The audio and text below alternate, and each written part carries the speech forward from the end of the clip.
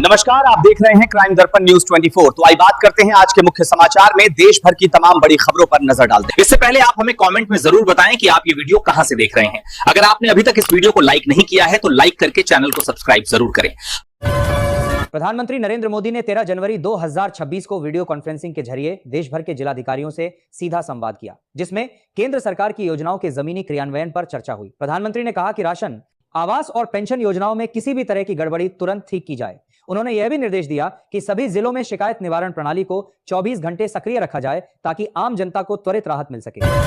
केंद्र सरकार ने डिजिटल इंडिया मिशन के तहत एक नया नागरिक सेवा पोर्टल लॉन्च किया है, जहां अब आधार, पैन, राशन कार्ड और सरकारी प्रमाण पत्रों से जुड़ी सेवाएं एक ही प्लेटफॉर्म पर उपलब्ध होंगी।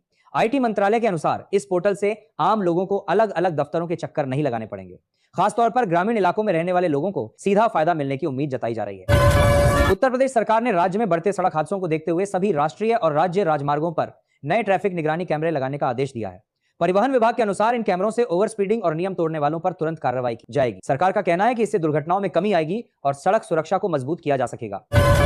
बिहार में 13 जनवरी को खाद्य आपूर्ति विभाग ने बड़ी कार्रवाई करते हुए 3 जिलों में फर्जी राशन कार्ड नेटवर्क का खुलासा किया है। अधिकारियों ने जांच में पाया कि हजारों कार्ड ऐसे नामों पर बने थे जो असल में मौजूद ही नहीं थे। राज्य सरकार ने साफ कहा है कि दोषियों पर कड़ी कार्रवाई होगी और असली लाभार्थियों का हक किसी भी हाल में नहीं छीना जाएगा। देश में बैंकिंग सेक्टर से जुड़ी खबरों में रिजर्व बैंक ने बैंकों को छोटे कारोबारियों के लिए सस्ता लोन उपलब्ध कराने के निर्देश दिए हैं। आरबीआई के मुताबिक माइक्रो और स्मॉल बिजनेस को पूंजी की कमी से उबरने में मदद मिलेगी। इस कदम से स्टार्टअप और स्वरोजगार से जुड़े लाखों लोगों को राहत मिलने की संभावना जताई जा रही है। उत्तर प्रदेश के प्रयागराज में शिक्षा विभाग ने सभी सरकारी कॉलेजों में बायोमेट्रिक अटेंडेंस सिस्टम लागू करने का फैसला लिया है, ताकि छात्रों और शिक्षकों की उपस्थिति पर पारदर्शी निगरानी रखी जा सके।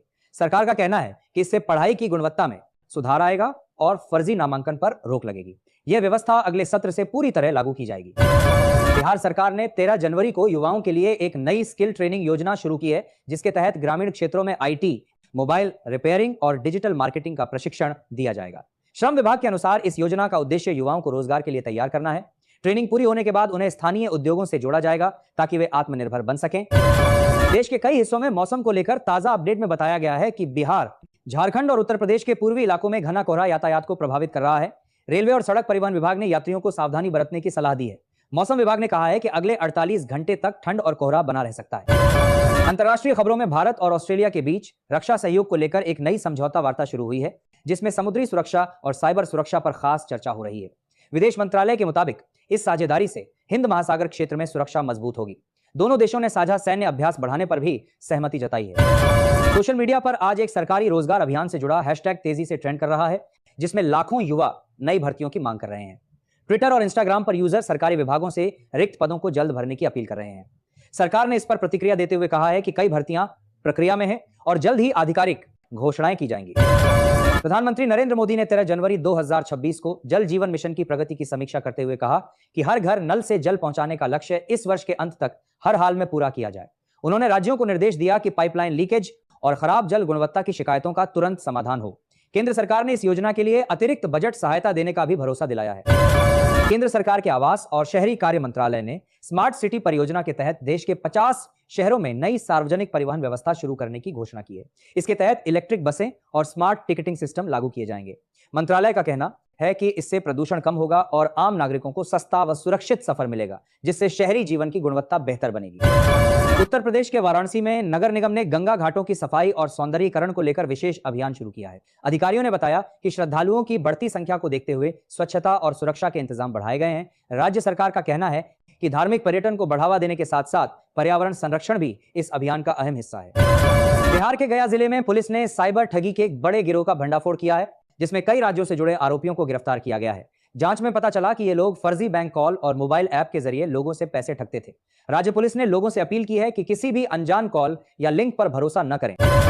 देश की शिक्षा व्यवस्था से जुड़ी खबरों में केंद्रीय शिक्षा मंत्रालय ने ऑनलाइन पढ़ाई के लिए एक नया राष्ट्रीय प्लेटफॉर्म लॉन्च किया है, जहां छात्र मुफ्त वीडियो लेक्चर और डिजिटल किताबें पढ़ सकेंगे। मंत्रालय का कहना है कि इससे दूरदराज के इलाकों में रहने वाले छात्रों को भी गुणवत्तापूर्ण शिक्षा मिलेगी और डिजिटल डिवाइड को कम करने में मदद मिलेगी। बिहार सरकार ने किसानों के लिए एक नई फसल बीमा योजना की घोषणा की है, जिसके तहत प्राकृतिक आपदा से होने वाले नुकसान की भरपाई तेजी से की जाएगी। कृषि विभाग के अनुसार इस बार क्लेम प्रक्रिया को पूरी तरह ऑनलाइन किया गया है ताकि किसानों को महीनों इंतजार न करना पड़े। इससे ग्रामीण इलाकों में आर्थिक स्थिरता बढ़ने की उम्मीद जताई जा रही है। उत्तर प्रदेश में स्वास्थ्य विभाग ने सरकारी अस्पतालों में मुफ्त दवा योजना का विस्तार करते हुए सभी जिला अस्पतालों में नई दवाइयों की आपूर्ति शुरू की है। अधिकारियों ने बताया कि अब गंभीर बीमारियों की दवाएं भी इस योजना में शामिल की गई हैं। सरकार का कहना है कि इससे गरीब और मध्यम वर्ग के मरीजों को इलाज में बड़ी राहत मिलेगी। देश के शेयर बाजार में 13 जनवरी को कारोबार के दौरान आईटी और बैंकिंग शेयरों में तेजी देखने को मिली, जिससे निवेशकों का भरोसा मजबूत हुआ है।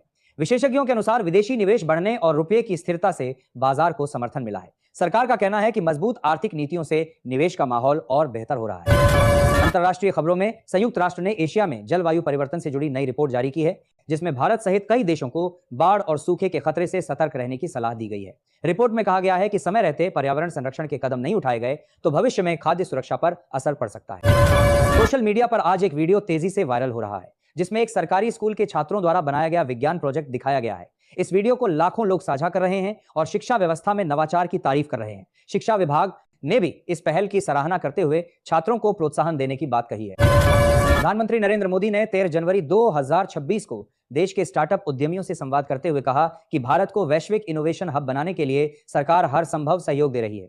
उन्होंने बताया कि नई स्टार्टअप नीति के तहत टैक्स में छूट और आसान ऋण की सुविधा दी जा रही है, ताकि युवा उद्यमी बिना वित्तीय दबाव के अपने विचारों को कारोबार में बदल सकें। केंद्र सरकार ने महिलाओं की आर्थिक भागीदारी बढ़ाने के लिए एक नई स्वयं सहायता समूह फंडिंग योजना शुरू की है, जिसके तहत ग्रामीण महिलाओं को कम ब्याज पर ऋण उपलब्ध कराया जाएगा। महिला एवं बाल विकास मंत्रालय के अनुसार इससे छोटे कारोबार और घरेलू उद्योगों को बढ़ावा मिलेगा और लाखों महिलाएं आत्मनिर्भर बन सकेंगी। उत्तर प्रदेश के मेरठ में पुलिस ने अवैध हथियारों की तस्करी करने वाले गिरोह पर बड़ी कार्रवाई करते हुए कई आरोपियों को गिरफ्तार किया है। जांच में सामने आया है कि यह हथियार कई जिलों में सप्लाई किए जा रहे थे। राज्य सरकार ने कहा है कि अपराध और संगठित गिरोहों के खिलाफ अभियान और तेज किया जाएगा, ताकि आम लोगों की सुरक्षा सुनिश्चित की जा सके। बिहार के भागलपुर में शिक्षा विभाग ने स्कूलों में ड्रॉप आउट छात्रों की वापसी के लिए विशेष अभियान शुरू किया है, जिसमें शिक्षकों और स्थानीय प्रशासन को घर घर जाकर बच्चों को स्कूल से जोड़ने का निर्देश दिया गया है। सरकार का मानना है कि इससे शिक्षा से वंचित बच्चों को दोबारा मुख्यधारा में लाया जा सकेगा और बाल श्रम जैसी समस्याओं पर भी अंकुश लगेगा। देश की रेल सेवाओं से जुड़ी खबरों में रेलवे मंत्रालय ने 13 जनवरी से कई नई पैसेंजर ट्रेनों की शुरुआत की है, जिससे बिहार और उत्तर प्रदेश के यात्रियों को बेहतर कनेक्टिविटी मिलेगी। मंत्रालय के अनुसार इन ट्रेनों में स्वच्छता, सुरक्षा और डिजिटल टिकटिंग की सुविधा को प्राथमिकता दी गई है, ताकि यात्रियों को आरामदायक यात्रा अनुभव मिल सके। बिहार सरकार ने शहरी क्षेत्रों में जल निकासी व्यवस्था सुधारने के लिए नई परियोजना को मंजूरी दी है, जिससे बरसात के मौसम में जलभराव की समस्या से राहत मिलने की उम्मीद है। नगर विकास विभाग ने बताया कि इस योजना के तहत पुराने नालों का विस्तार और नई ड्रेनेज लाइनें बिछाई जाएंगी, ताकि शहरों में स्वच्छता और स्वास्थ्य दोनों बेहतर हो सके। उत्तर प्रदेश में उद्योग विभाग ने लघु और मध्यम उद्योगों को बढ़ावा देने के लिए सब्सिडी योजना लागू की है, जिसके तहत नए कारखाने लगाने वालों को बिजली और भूमि शुल्क में छूट दी जाएगी। सरकार का कहना है कि इससे निवेश बढ़ेगा और स्थानीय स्तर पर रोजगार के नए अवसर पैदा होंगे, जिससे आर्थिक गतिविधियां तेज होंगी। देश में अपराध से जुड़ी खबरों में राष्ट्रीय जांच एजेंसी ने साइबर आतंकवाद से जुड़े एक नेटवर्क का पता लगाया है, जो सोशल मीडिया के माध्यम से युवाओं को गुमराह कर रहा था। एजेंसी ने कई डिजिटल अकाउंट्स को ब्लॉक कर दिया है और जांच जारी है। सरकार ने कहा है कि देश की सुरक्षा से खिलवाड़ करने वालों को किसी भी कीमत पर बख्शा नहीं जाएगा। अंतर्राष्ट्रीय स्तर पर विश्व स्वास्थ्य संगठन ने एक नई चेतावनी जारी की है, जिसमें फ्लू के नए वेरिएंट से सतर्क रहने की सलाह दी गई है। भारत सहित कई देशों को निगरानी बढ़ाने और टीकाकरण कार्यक्रम मजबूत करने को कहा गया है। स्वास्थ्य मंत्रालय ने बताया कि देश में स्थिति पर नजर रखी जा रही है और किसी भी आपात स्थिति से निपटने की पूरी तैयारी है। सोशल मीडिया प्लेटफॉर्म्स पर आज एक सरकारी डिजिटल पहचान अभियान से जुड़ा हैशटैग ट्रेंड कर रहा है, जिसमें लोग आधार और डिजिटल दस्तावेजों के लाभ साझा कर रहे हैं। कई यूजर बता रहे हैं कि कैसे ऑनलाइन सेवाओं से समय और पैसे दोनों की बचत हो रही है। सरकार ने इसे डिजिटल सशक्तिकरण की दिशा में बड़ा कदम बताया है। प्रधानमंत्री नरेंद्र मोदी ने 13 जनवरी 2026 को देश के सहकारी बैंकों के प्रतिनिधियों के साथ बैठक कर ग्रामीण अर्थव्यवस्था को मजबूत करने पर जोर दिया। उन्होंने कहा कि छोटे किसानों, दुकानदारों और स्वयं सहायता समूहों को सस्ता और समय पर ऋण उपलब्ध कराना सरकार की प्राथमिकता है। बैठक में सहकारी बैंकिंग प्रणाली को डिजिटल बनाने और पारदर्शिता बढ़ाने पर भी विस्तृत चर्चा हुई। केंद्र सरकार ने राष्ट्रीय पोषण मिशन के तहत बच्चों और गर्भवती महिलाओं के लिए अतिरिक्त पोषण सहायता देने की घोषणा की है। महिला एवं बाल विकास मंत्रालय के अनुसार आंगनवाड़ी केंद्रों में अब प्रोटीन युक्त आहार और स्वास्थ्य जांच की सुविधा और बेहतर की जाएगी। इस कदम से कुपोषण की समस्या को कम करने और मातृ स्वास्थ्य सुधारने की उम्मीद जताई जा रही है। उत्तर प्रदेश के गोरखपुर में बिजली विभाग ने बकाया बिलों को लेकर विशेष वसूली अभियान शुरू किया है, जिसमें उपभोक्ताओं को किश्तों में भुगतान की सुविधा भी दी जा रही है। विभाग ने बताया कि इससे बिजली व्यवस्था को आर्थिक रूप से मजबूत किया जाएगा और निर्बाध आपूर्ति सुनिश्चित की जा सकेगी। आम उपभोक्ताओं को राहत देने के लिए ऑनलाइन भुगतान विकल्प भी बढ़ाए गए हैं। बिहार के मुजफ्फरपुर में स्वास्थ्य विभाग ने सरकारी अस्पतालों में नई डायग्नोस्टिक मशीनें लगाने का फैसला लिया है, जिससे मरीजों को जांच के लिए बाहर नहीं जाना पड़ेगा।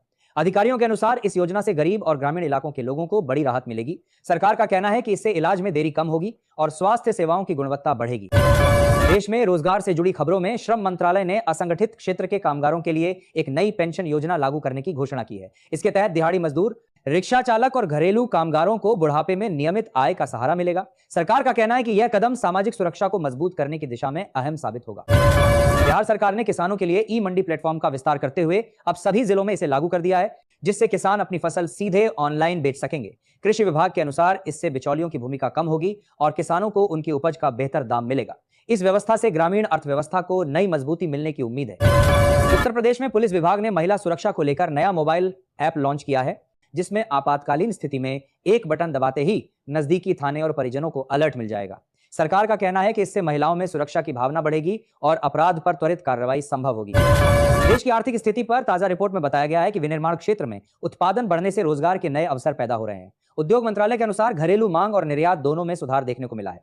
विशेषज्ञों का मानना है कि इससे आने वाले महीनों में आर्थिक विकास दर को और गति मिल सकती है। अंतर्राष्ट्रीय खबरों में भारत और फ्रांस के बीच रक्षा उपकरणों के संयुक्त उत्पादन को लेकर नई वार्ता शुरू हुई है, जिससे मेक इन इंडिया को बढ़ावा मिलेगा। रक्षा मंत्रालय के अनुसार इस सहयोग से तकनीकी ज्ञान का आदान प्रदान होगा और देश में उन्नत हथियारों का निर्माण संभव हो सकेगा। सोशल मीडिया पर आज बिहार और उत्तर प्रदेश में चल रही सरकारी योजनाओं से जुड़े वीडियो और पोस्ट तेजी से वायरल हो रहे हैं, जिनमें लोग राशन, आवास और पेंशन जैसी सुविधाओं के अनुभव साझा कर रहे हैं। कई यूजर सरकार की पारदर्शी व्यवस्था की तारीफ कर रहे हैं। अधिकारियों का कहना है कि डिजिटल प्लेटफॉर्म से लोगों तक सही जानकारी तेजी से